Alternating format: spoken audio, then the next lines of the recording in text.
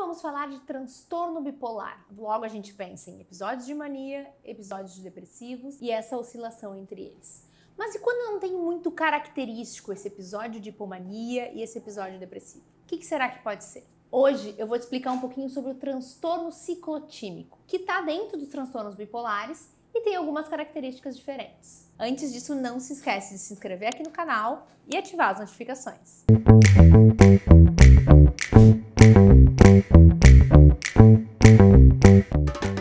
Quando a gente vai falar em transtorno ciclotímico, a gente fala em cronicidade e oscilação do humor. Então são pacientes normalmente com aquele humor mais irritável, que a gente não consegue completar um diagnóstico de transtorno bipolar, porque o tempo não é suficiente da hipomania, porque o tempo não é suficiente do episódio depressivo, porque a gente não consegue fechar os critérios suficientes para transtorno bipolar. Mas é um paciente que ele está cronicamente com essas oscilações de humor. Então ele tem episódios em que ele fica se sentindo mais disposto, enérgico, ele vai fazer algumas coisas e muitas vezes é nesse período que vem um sucesso profissional, que ele consegue conquistar muitas coisas.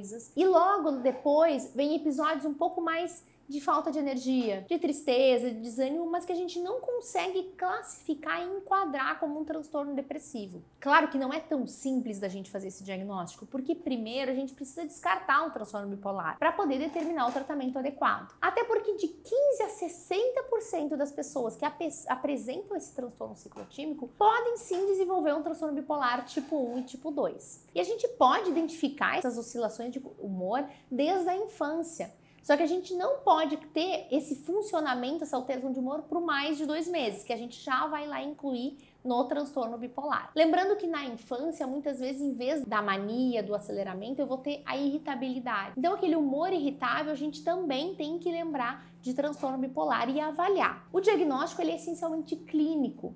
E eu preciso avaliar se esse paciente tem alguma história familiar, algum familiar com transtorno bipolar, algum familiar com esquizofrenia, porque a gente lembra que o componente genético desses transtornos, ele é muito alto. Então, investigar a família é muito importante. A partir do momento do diagnóstico, o primeiro passo é psicoeducação. É a pessoa entender que ela funciona dessa forma, que ela tem períodos em que ela fica um pouco mais acelerada, mas que ela continua sendo funcional, apesar de muitas vezes ter prejuízo, e ter momentos que ela percebe que ela fica mais deprimida. E dependendo do quanto tem de prejuízo na vida dessa pessoa, eu vou sim fazer tratamento. E aí a gente vai usar estabilizador do humor. E a gente tem que lembrar também que o muito cuidado com o uso de antidepressivo em pacientes bipolares, pelo risco da virada maníaca. Então, de repente, eu estou avaliando um paciente, ele não está fechando os critérios para depressão, ele não fecha também o critério para hipomania, de repente eu posso pensar num transtorno ciclotímico. E aí eu vou psicoeducar esse paciente, eu vou explicar para ele como ele funciona, e aí, através da conversa, a gente vai definir se ele vai precisar de um tratamento medicamentoso naquele momento ou se só a psicoeducação e a psicoterapia